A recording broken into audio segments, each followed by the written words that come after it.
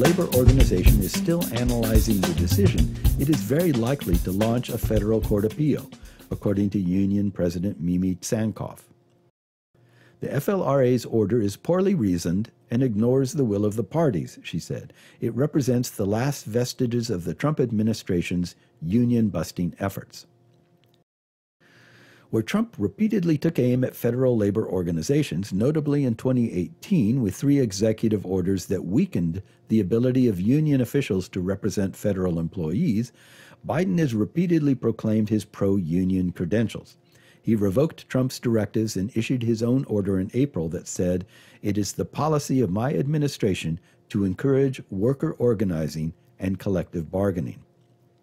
That policy would be easier to implement within the government if Biden had another Democratic nominee on the FLRA. He moved a step closer to that Wednesday when Susan T. Grundmann's nomination was advanced by the Senate Homeland Security and Government Affairs Committee. She and other Biden nominees for the agency also were committee approved last year, but then their nominations were not considered by the full Senate. Had Grundmann been in office last month, it is likely that the authority would have reconsidered and perhaps reversed its order to decertify the judges' union. Although that decision was never fully implemented as the appeals process unfolded, Tsankoff said the decision did limit the union's ability to represent its members in discussions with management, including grievance procedures. From the day of the initial decision to decertify in November 2020, the agency failed to recognize us. It didn't engage in any of the liaison activities that they are supposed to engage in from a collective bargaining standpoint. And that continued even after the Biden administration came into office, Tsankoff said in an interview. It continued to be a period where there was no communication, no collective bargaining, no grievance activity, really just ignoring the immigration judges' union, until the labor organization's unfair labor practice complaint was settled in December. If the union disappeared, the ramifications would hit more than the 580 immigration judges. The union's role is important not just for the people appearing before immigration courts and their attorneys, but also for the public to have insight and transparency into the courts, said Greg Chen, the Senior Director of Government Relations for the American Immigration Lawyers Association. The Lawyers Association supported the Judges Association in a call for immigration courts to be independent of the Justice Department. Immigration judges are department employees without the insulating protections of criminal and civil court judges. That places the department in the conflicted position of being both prosecutor and judge in immigration cases. Mizu.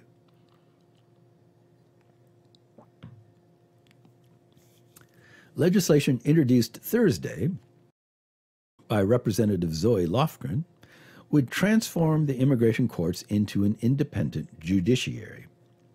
A lack of judicial independence not only undermines the integrity of the system as a whole, but adversely impacts due process for individuals in the system as well, said an American Bar Association statement to the House Judiciary Committee last month. The current structure, with immigration courts and judges subject to the direct control of the Attorney General, the statement added, represents an inherent conflict with the principles of independence and fair and impartial courts necessary to satisfy due process. Those principles also are threatened when political appointees attempt to bust a judge's union. So there you have an example of why the current administration has not been able to change something that it would like to change, that it is trying to change.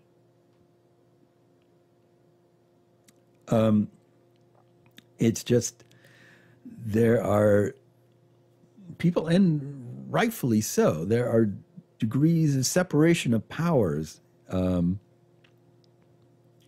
our system of governance.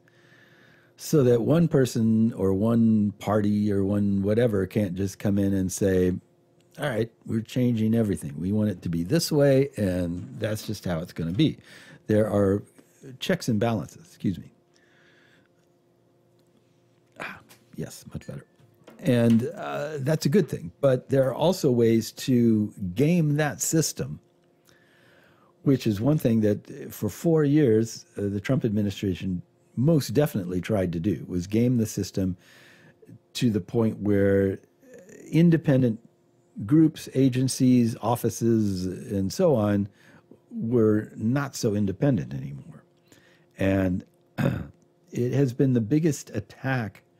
I'd say the last 4 years has been the biggest attack on the democracy in this country since it began.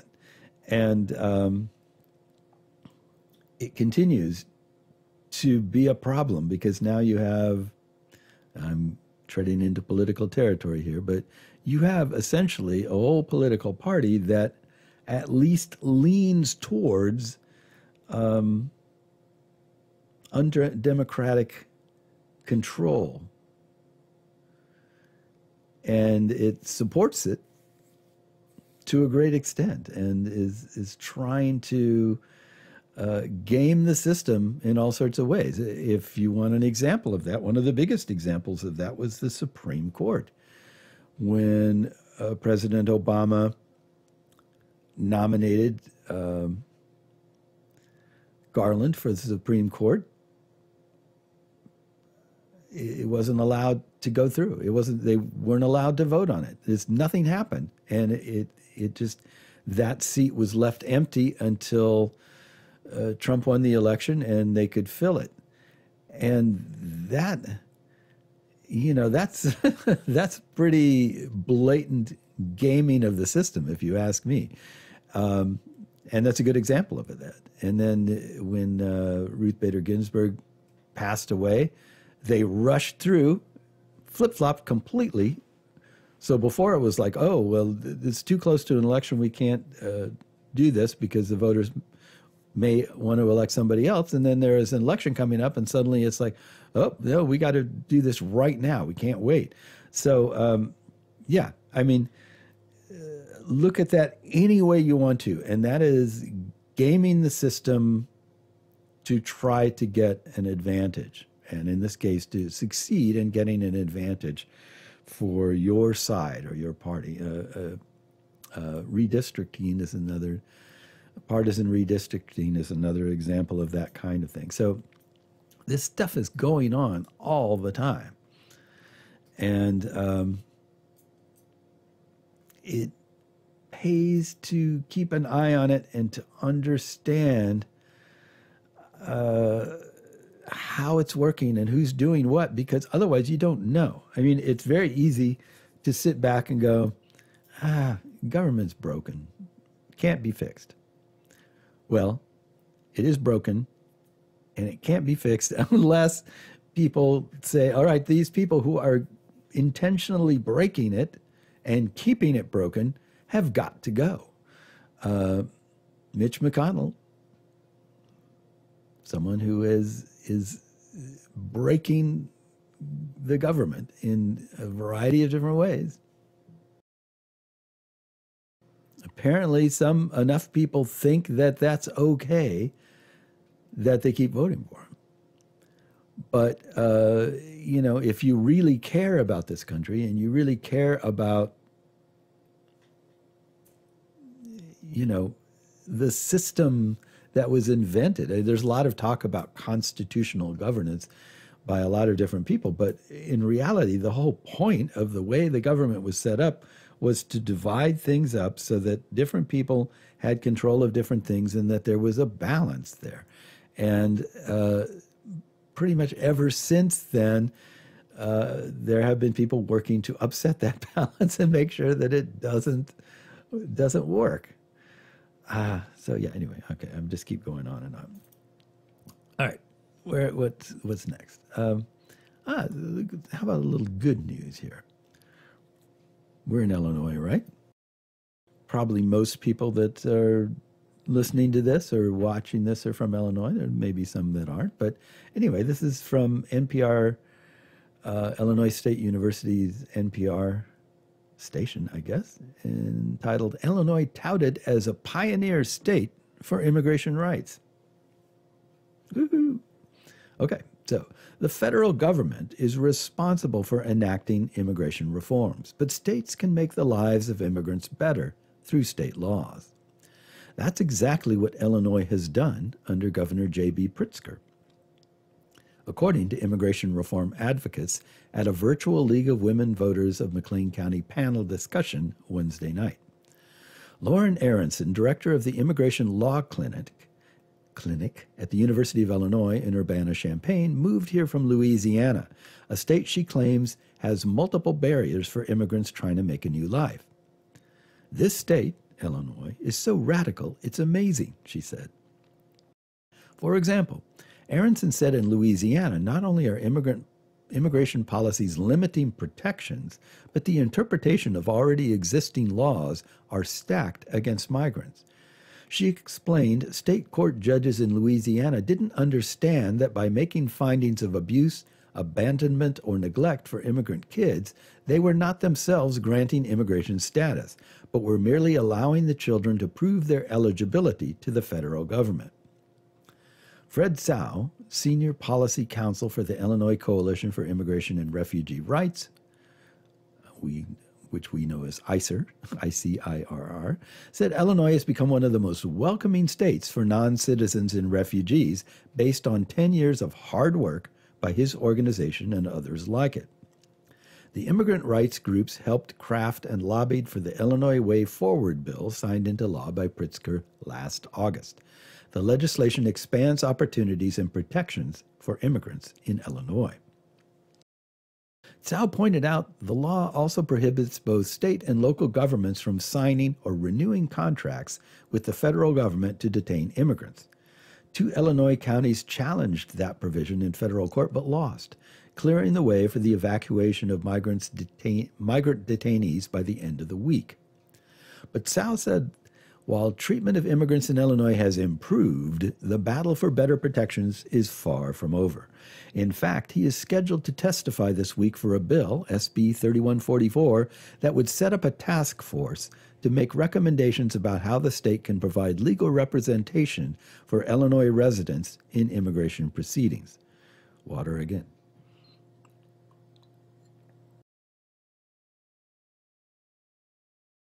Quote, if there were better ways that were more realistic and that addressed not only economic needs but real human needs, I would wager we would have much less of a problem with smugglers and traffickers and with the situation at the border, Tsao said. Immigration Project Social Services Director Sarah Meller explained that a U.S. citizen will wait as long as 23 years to be reunited with an adult son or daughter in Mexico because of the backlog of pending visa applications. Aronson agreed the situation is ridiculous. Those who are seeking asylum face so many challenges. If you apply for asylum, you might wait many years. I have one client who is almost 5 years waiting for his asylum interview, and that is not the longest, she said. Claudia Calvo, an immigrant from El Salvador with 2 kids who were born in the U.S., said state government funding for welcome centers, such as the one operated in Bloomington by the Immigration Project, are making life so much better for refugees and migrants. Calvo is an English as a second language student at Heartland Community College and also works as a caseworker at the center, providing support for newer arrivals. Calvo has her green card, and next year she can apply for citizenship. Meanwhile, she enjoys helping others who are in the similar position she found herself in 4 years ago. She can connect them to local resources for housing, transportation, financial support, and jobs. If we're not able to do it, we, the Welcome Center staff, find support, she said. We don't say no, we say yes. We can find some help. She said the Welcome Center serves as a connection to a sense of community that has emboldened her to rethink her own potential. Calvo now leads a Spanish-speaking parent group. At the beginning, I would not see myself as a parent leader or being in this position right now, but these are the opportunities that being in community can give you, she said. Overall funding for immigrant services is $50 million in the current fiscal year state budget, including $30 million for direct cash assistance through the Immigrant Family Support Program. The pandemic-related emergency assistance funding helps Illinois immigrants face unemployment, loss of income, and medical costs, along with food and housing insecurity as a result of COVID-19. Miller said the Immigration Project, which supports 86 Illinois counties, has processed more than 1,300 applications for COVID financial help under the program. Miller said it helped many in the service and hospitality industry who lost their jobs or were hospitalized because of the virus. She said while many are back at work, they went deeply into debt. So that's some good news. And that's something I've also talked about before, is that being an immigration advocate and living in Illinois is kind of a strange thing because, a lot of that work is being done. And it's being done well. And so a lot of what we're fighting, and a lot of what I find myself talking about here on the show, are national issues, stuff that's going on somewhere else, because those need to be worked on. And I think it's important to inform people about that kind of thing. But I also think I should spend a bit more time reminding people that if you're here in Illinois, you're in a pretty good state, and we are doing things, I won't say as well as can be expected, but, we're doing a good job here overall in this state, in this area. And I want to see that continue. And so I'm not going to stop pushing for more and better. But I think it's important to every now and then take a moment out and say, hey, this isn't bad. It's not bad at all, at least in this state. So we'll see what the future brings, but that's where we are right now. Okay, so we're approaching the end of the show here. Let me try this one. This is not exactly in our theme, but it's kind of similar because it goes to, immigration law. So this is entitled Little Known Part of Immigration and Nationality Act Packs a Punch.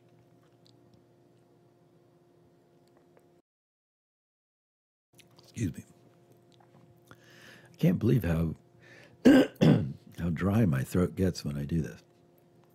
Anyway, former senior Justice Department and Labor Department officials, now with Jones Day, discuss enforcement trends, including the 2021 settlement with Facebook, important to employers of holders of temporary work visas, such as H-1B visas, common in the financial services and technology sectors.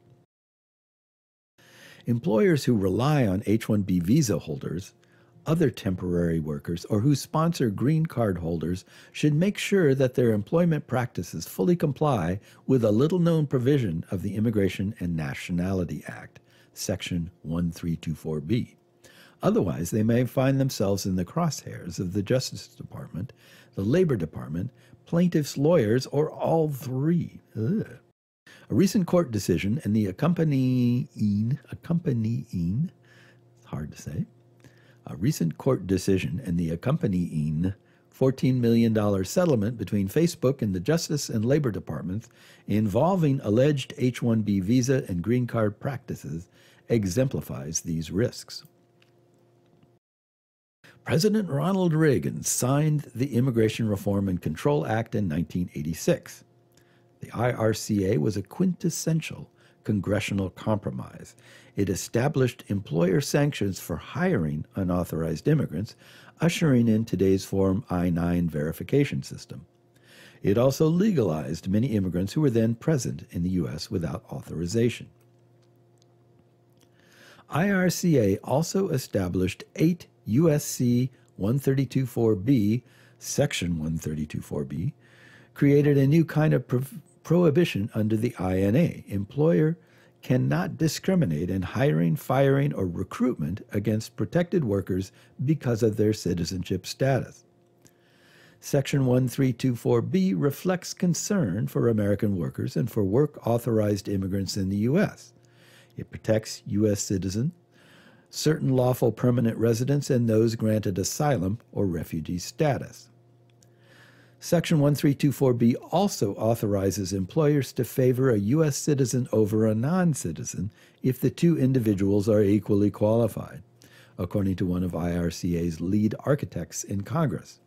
This exemption responded to the concern that Section 1324B's inclusion of citizenship status discrimination protection for foreign immigrant workers would have the effect of discriminating against U.S. citizens. The DOJ's Civil Rights Division enforces Section 1324B, including discrimination against U.S. workers in favor of temporary visa holders. DOJ can launch investigations, investigate charges by aggrieved workers, subpoena documents and witnesses, and file individual and class action style lawsuits against employers. Section 1324B also authorizes workers to file their own lawsuits, and prevailing plaintiffs can recover their attorney's fees as well as obtain injunctions, civil penalties, and back pay. All Section 1324B litigation starts in the Office of the Chief Administrative Hearing Officer, and the U.S. Court of Appeals review their rulings. OCAHO, or the Office of the Chief Administrative Hearing Officer, OCAHO, I wish there was an easy way to say that. OCAHO, judges have applied Rule 23 standards to decide whether to certify a private class action. Hiring temporary visa holders also implicates the Labor Department's enforcement authority. DOL's Wage and Hour Division enforces INA protections for temporary workers. Employers who wish to sponsor a foreign worker for permanent work authorization, such as with a green card, must obtain certification from DOL before the must obtain certification from DOL before the employer can submit an immigrant petition to the Department of Homeland Security. That process includes a certification that there are not sufficient U.S. workers able, willing, qualified, and available to accept the job opportunity, and that the employment of the foreign workers will not adversely affect the wages and working conditions of similarly employed U.S. workers. A false certification can carry criminal penalties under federal false statements statutes. Boy, say that fast. Federal false statement statutes. Boy, get the old lips working on that one. Okay, DOJ's late 2021 enforcement actions show that the government is continuing aggressive enforcement on Section 1324B as to temporary visa holders. For example, in November 2021, DOJ found that a Texas manufacturing company, Igloo Products Corporation, set aside positions for workers in the H-2B temporary visa program for non-agricultural jobs. According to the DOJ, the company assumed U.S. workers would not be interested in seasonal production helper positions and thus did not consider their applications. The company will pay civil penalties and make back pay available to U.S. workers discriminated against in favor of the H-2B visa holders, change its policies, and be subject to monitoring by the DOJ. In October 2021, DOJ and DOL announced a joint settlement of allegations that a social media company, Facebook, now called Meta Platforms, Inc., used the Permanent Labor Certification Program, or PERM, to sponsor 2,600 H-1B visa holders for green cards at the expense of U.S. workers. The settlement requires the company to change its practices and to pay up to $9.5 million to eligible victims of discrimination and another $4.75 million in civil penalties. The settlement grew out of a June 2021 OCAHO determination that the DOJ's lawsuit stated a valid INA claim and that compliance with DOL regulations does not, in and of itself, eliminate the possibility of an employer acting in a discriminatory manner in violation of 1324B. The settlement also resolved DOL's audit of the company's PERM applications. Boy, there's a lot of acronyms here. I guess it's a lot better than reading out the whole thing each time, but man. Okay, in August 2021, DOJ resolved claims that between August 2019 and June 2021, an Illinois information technology staffing and recruiting company, Ameritech Global Inc., or Incorporated, illegally posted job advertisements that announced its preference to fill positions with non-U.S. citizen workers and then failed to consider U.S. worker applicants who nevertheless applied to the job vacancies. DOJ announced it will pursue employers who discourage and refuse to hire eligible job applicants based on their citizenship or immigration status. The federal government's focus on enforcing protections for U.S. workers illustrates that employers should analyze the requirements of the INA's anti-discrimination provision and their regulatory obligations about temporary or permanent worker programs. Often, copycat litigation by the private plaintiff's bar follows government enforcement. In 2020, OCAHO recognized the ability of a U.S. citizen plaintiff in a private lawsuit validly. Let me try that again. In 2020, OCAHO recognized the ability of a U.S. citizen plaintiff in a private lawsuit validly to allege a claim of discrimination against an IT company for its staffing firm's practices in the initial hiring of an H-1B worker. Gosh, that was a really tough sentence to read there. Yeah, okay. I hope you understood it, because I'm going to read it again and see if I can do. Maybe it's me not doing a good job.